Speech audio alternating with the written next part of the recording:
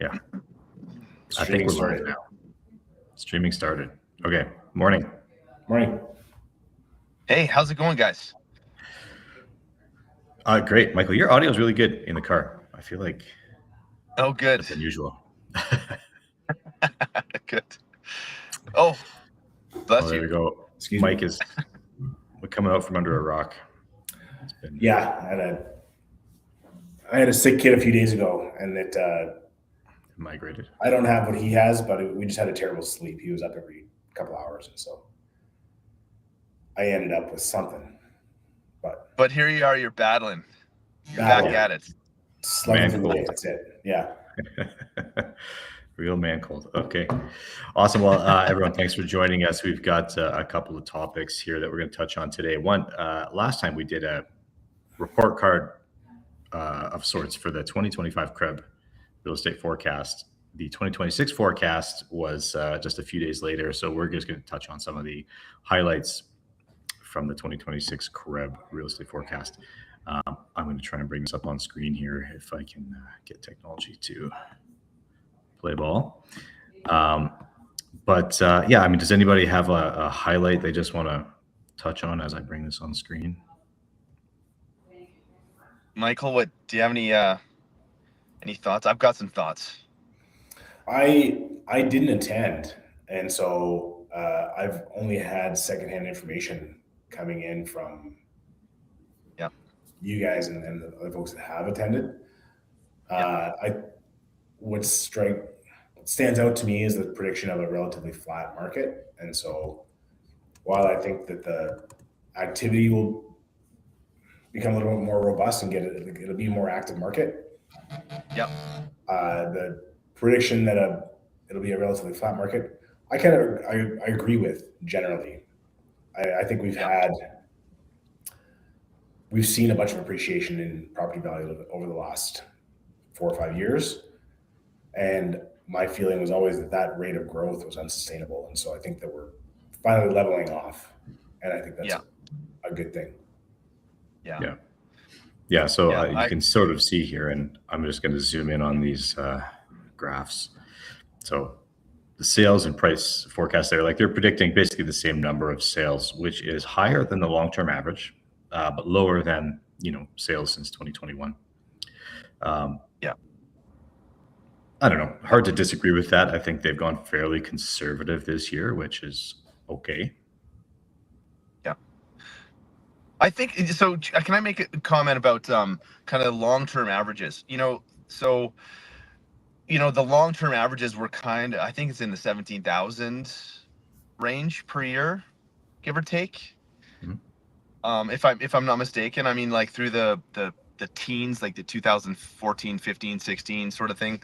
It was kind of in that neighborhood. Maybe not 2014. That was a big year, but the thing is, our population has grown so much since then. By a few 100,000 people, and I think that the long-term average is going to kind of move to a different set point.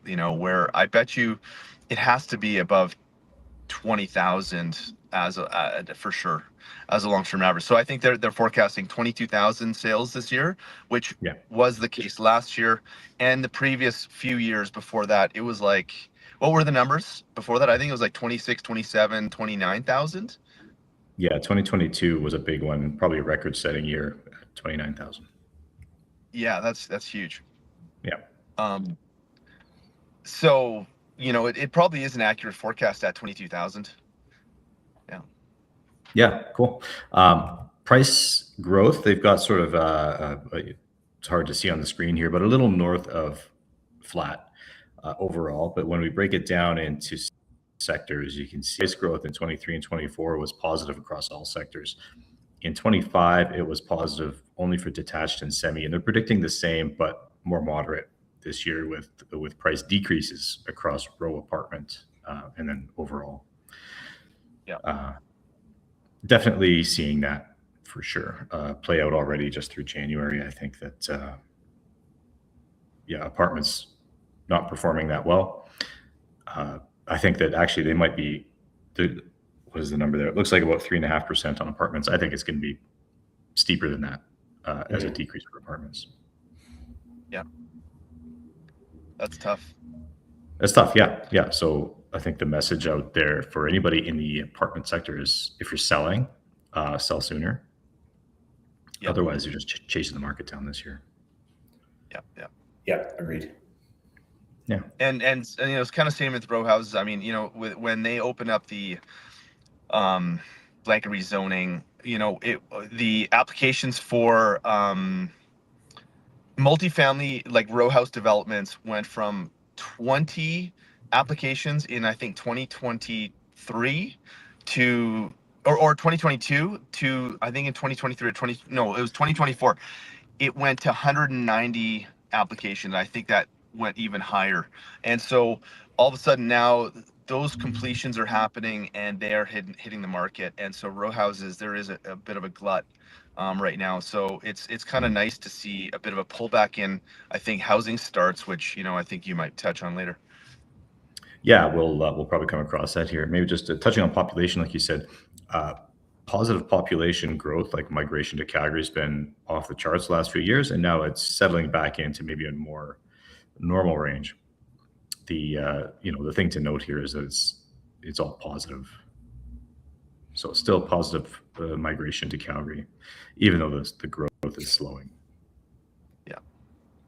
Yeah. Which is not the case for all cities and provinces. Like it's still, Alberta is still this like kind of anomaly right now for the last few years, where people are just continuing to come.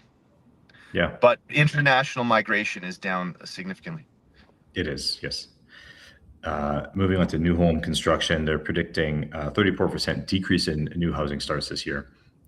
Just as the builders, I mean, when they saw the big demand in 2022 and 3, they take years to come online for new developing communities. So, they're starting to pull back a little bit this year as just as sales slow down. So, yeah. And we were going to talk a little bit about some of the surrounding communities. One thing that's interesting when we get down to our surrounding communities, there we are. Strong performer out there was Canmore. Obviously, kind of does really well. Seems to be regardless of the market because it's just a little mountain village. But Cochrane was pricing was up in Cochrane versus down in Airdrie last year, which a little bit surprising. I think Airdrie has always done really well, and it's among all of the outlying communities, it's one that has dropped year over year, where all the others have gained even just a little bit.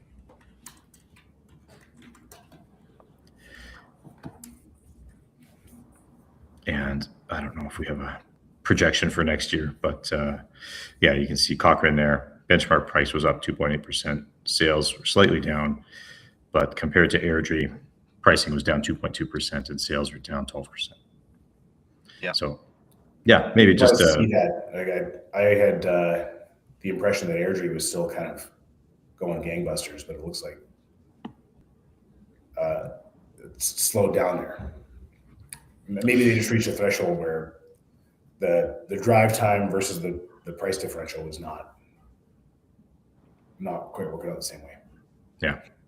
So, anyways, that kind of wraps up our 2026 look ahead review of the CREB forecast. We're going to move on to another topic here. Mike, do you want to get us going? Yeah, sure. I guess we wanted to talk a little bit about how the pricing strategies or the way we evaluate properties from the selling side, how that's changed as the market has shifted a little bit and gone to more of a balanced market. The idea of aspirational pricing has sort of gone away. Well, it hasn't sort of gone away. It has gone away entirely, I would say, with some exceptions. Notably, if you can still set a price or demand a price if the property has something special or unique about it. If it's an outstanding, if the fit and finish is outstanding, if the location is amazing, then you can still set your price to a degree. But if you are one of among 10 other sort of average homes, you have to find a new way to stand out, and that really comes down to setting your price, being mindful of what your competition is. So Yeah. it is a different strategy altogether, and something that we're having to realign sellers and buyers on. So Yeah. Yeah, definitely. Dan, you had one notable exception on that strategy just last week. Do you want to talk about that one? Yeah, I mean, it was. I think it falls right in line with what you were saying. You know, it had a unique aspect to it that would be very difficult to replicate. I mean, it was 4 bedrooms up and 2 in the basement. So that size of home that can accommodate a large family in the neighborhood it was in, it's it's hard to replicate. You can't just take a 3-bedroom home and say we'll add another one in the basement. There's just oftentimes there just isn't room.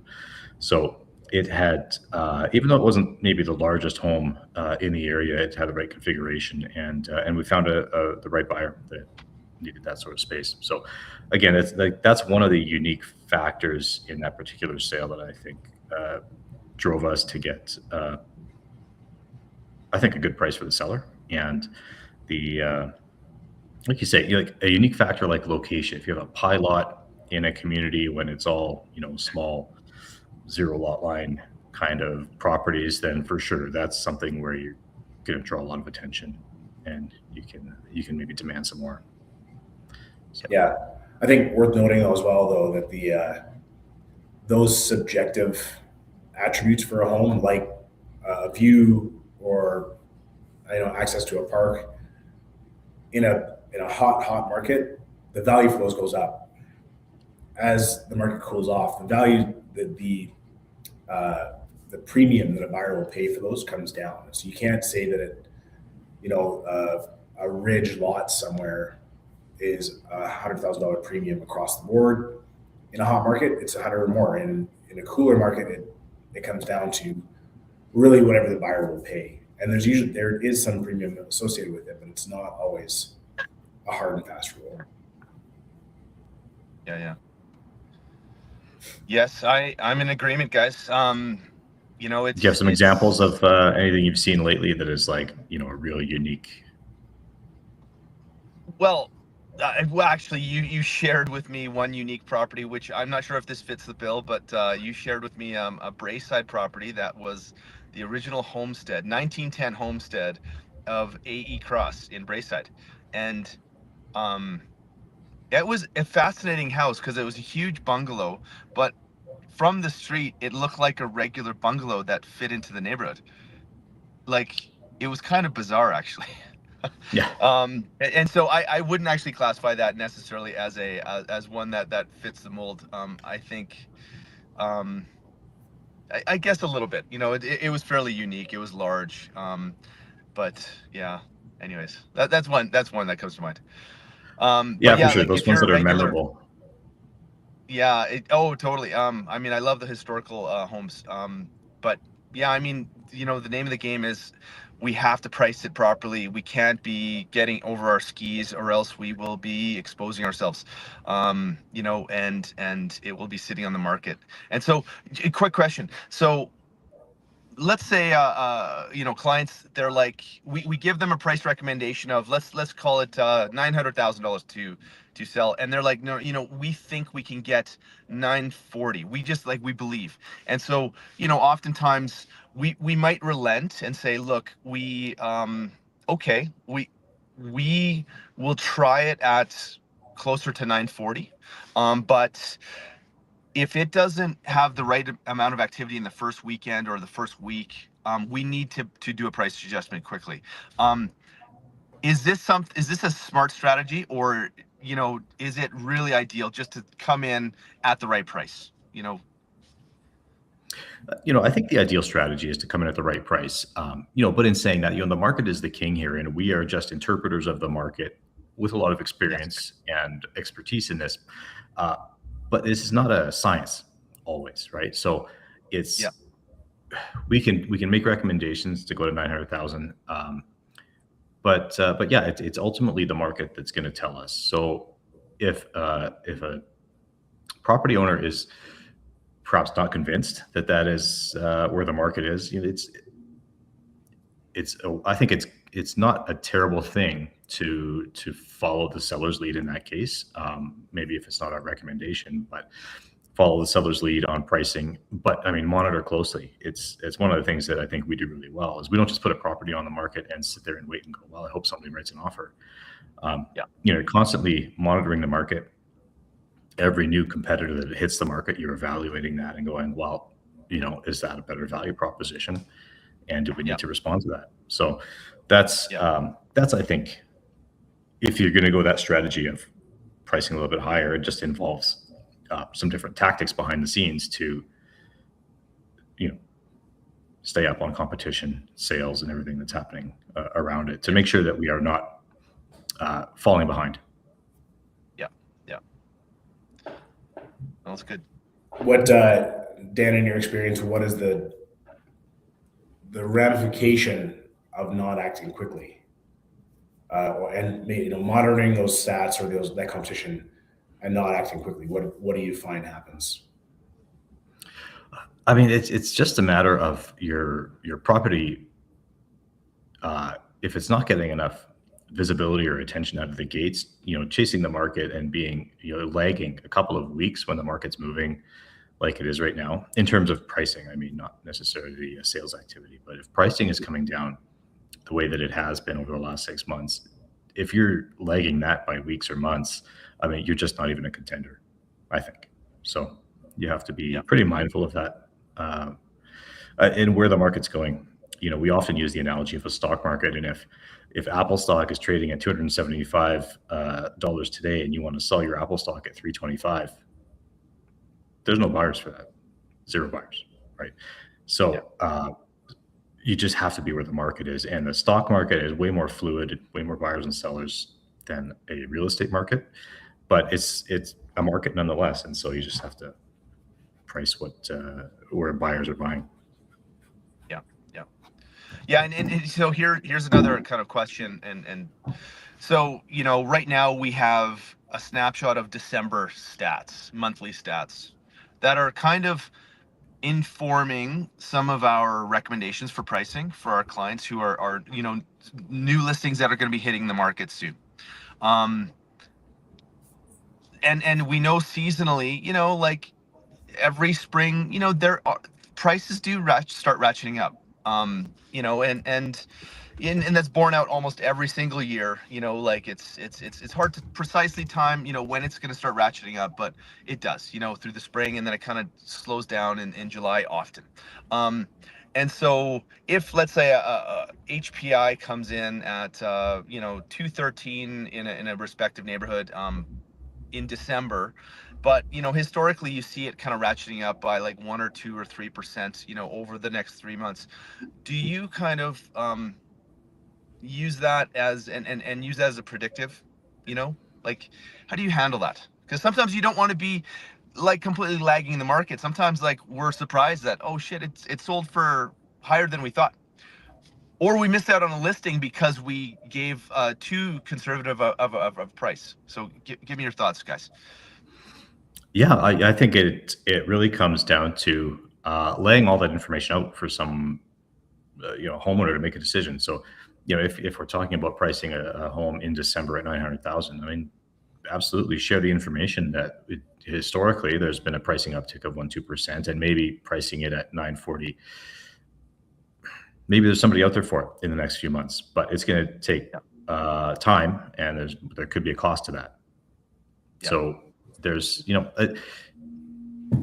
I think that to the extent that we can put all the relevant information and distill it down to something that someone can like reasonably take on board and make a decision with, like that's of huge value to people.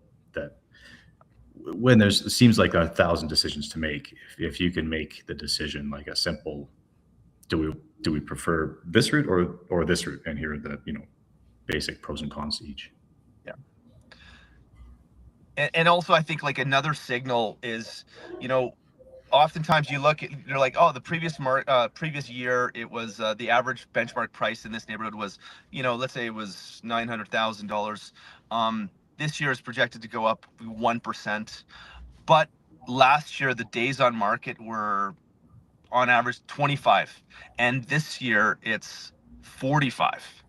That's, although the price is still actually kind of coming up, that's a really big negative indicator for not getting ahead of ourselves and over our skis on the price, really, because like we're not going to have as much competition in terms of like, you know, there's not going to be a higher probability of multiple buyers and, or sorry, bidders and whatnot. You know, would you guys agree? Yeah, I think so. That's as you say, there are costs that are hidden sometimes in a listing, and carrying a property or carrying two properties and having a bridge loan potentially with some interest rate that's accruing on that that sort of outstanding balance before you're able to sell. To carry, I mean, it's not always a huge cost, but to add, like you say, 30 days, add a full month's worth of interest on a bridge loan, there are Yep. there are costs to that. And does that 0.5%, 1%, like bearing in mind also that 1.5% appreciation we're expecting that over the full course of the year. Yeah. Whether or not we're going to see that in the next month, the full value of that appreciation, I would say probably not. So, you know, you're looking at fractions of that 1.5%, and is that offset by the carrying costs in the meantime? I don't know. I think you're right. We should be as on the nose as possible when we're coming to pricing a property. Yeah. Yeah. It's good. It's good. Any Okay. other? We have any one other more topic topics that we should touch on? Mike, you wanted to touch on offer negotiations from the seller side, like evaluating conditions. What does it mean when an offer comes in and you've got 1 or 2 or 4 conditions, timelines, the details of those conditions? Sure. Well, I have a real life example from just last week, and this was a sort of a long time coming, but we had a property listed that was a really good single family home. In mine and the seller's view, definitely not a tear down or a builder's lot. But we were having trouble finding the right market for it. We couldn't quite get somebody, the layout was a little bit tricky. And so we couldn't quite get the right buyer who wanted to come in and just live there. We did get a number of offers from builders at a value well below where we thought it was acceptable. But we did in the end find a buyer who was within sort of an acceptable range, had a property inspection condition and a financing condition, at a number that we thought was okay. We also managed to rustle up a builder offer from, well, a builder rather, that was, well, at the time, about $20,000 less, but was an unconditional offer. And both myself and the sellers agreed that there was a definite financial value attributed to each one of those conditions. And we're willing to play out the higher offer, but still very much considering the unconditional offer, because there's a hard cost, as we were talking before, about carrying a property for and like the time. And if they can get a firm sale on the books, that has actual real value to them. So conditions, depending on the value of the property, you know, are worth anywhere from $10,000 to $25,000 for each condition, each additional impediment to a firm sale. When it comes to timelines, same thing. A longer condition or a longer possession period, there's a higher degree of risk of something potentially going wrong with the deal. So you want to toggle that maybe with a much higher deposit or some earnest money, so that if something goes wrong, as difficult as it can be to get that deposit back in its entirety, you have a little more certainty, and the buyer has more skin in the game to complete on that contract. Michael, are there any other toggles or sort of considerations you look at? Yeah, I mean, I think you've hit the nail on the head. Like, I think, when you're trying to, first of all, that's awesome that you had two offers to play against each other. That's huge. I think in your deal, if I remember correctly, the condition, like, another toggle is as if an offer comes in that has conditions against an unconditional offer. If you say, okay, well, you set your conditions date 10 days out, can you make them 4 days out? Yeah. So that if we accept your offer and it falls through or whatever, we don't miss a lot of momentum. Like, we don't miss a weekend on the market.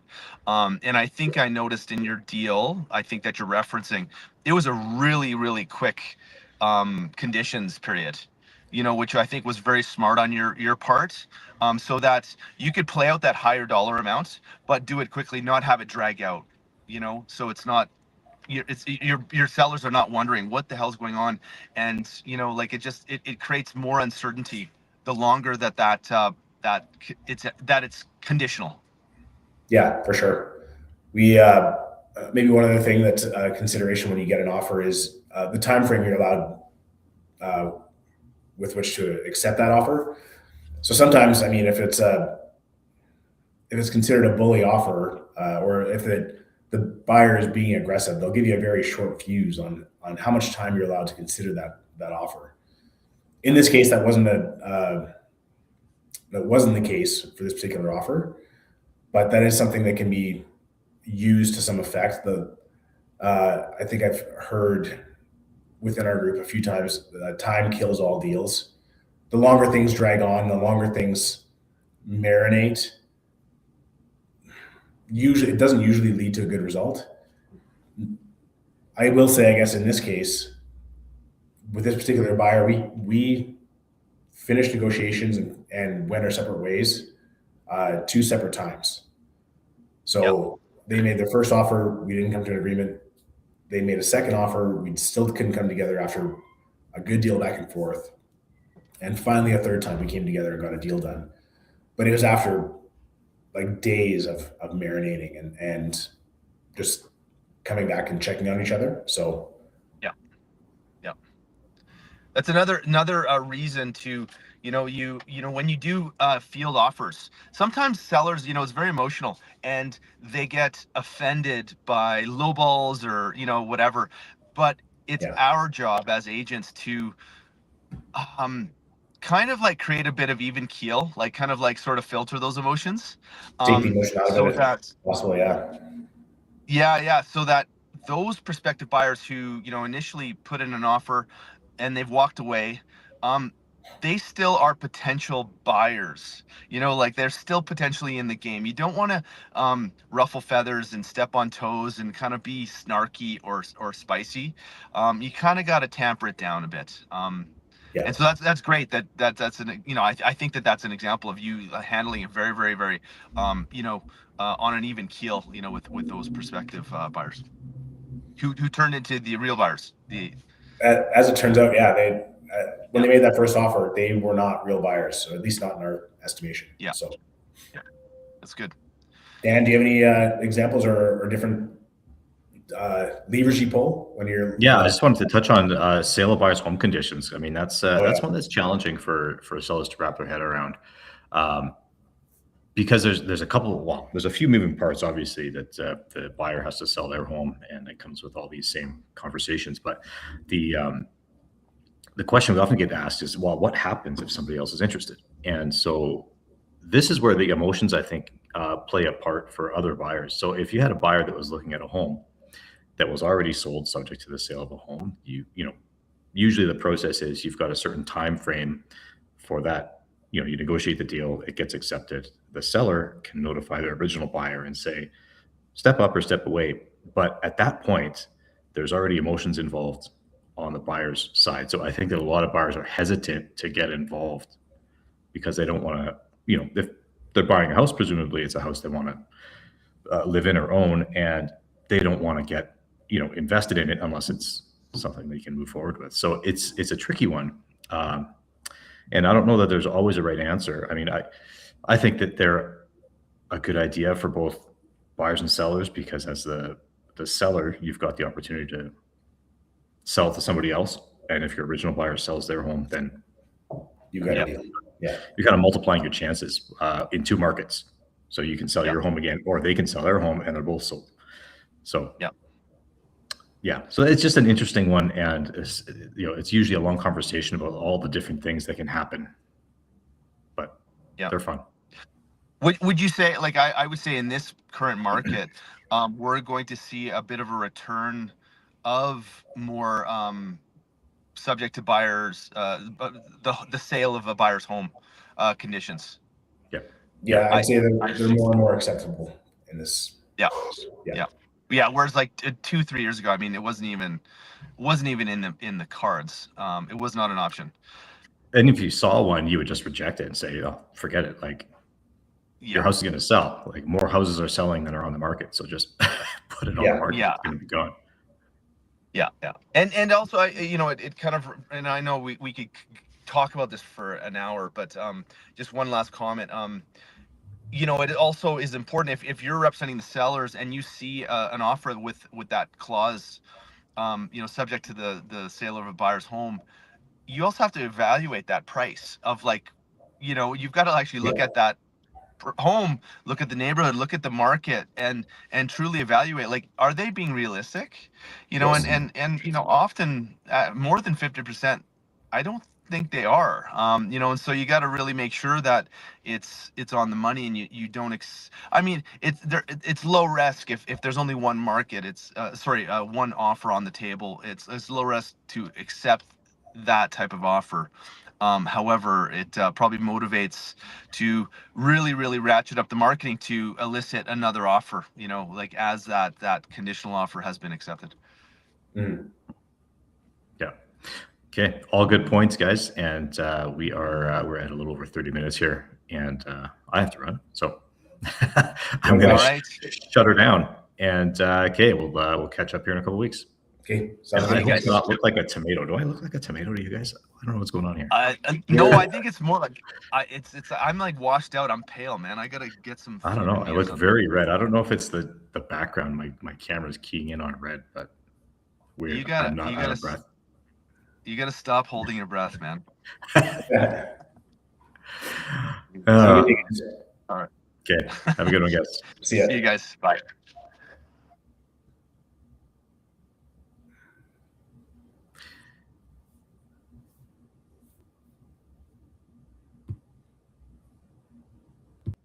We're ending the stream. You're out. I'm out.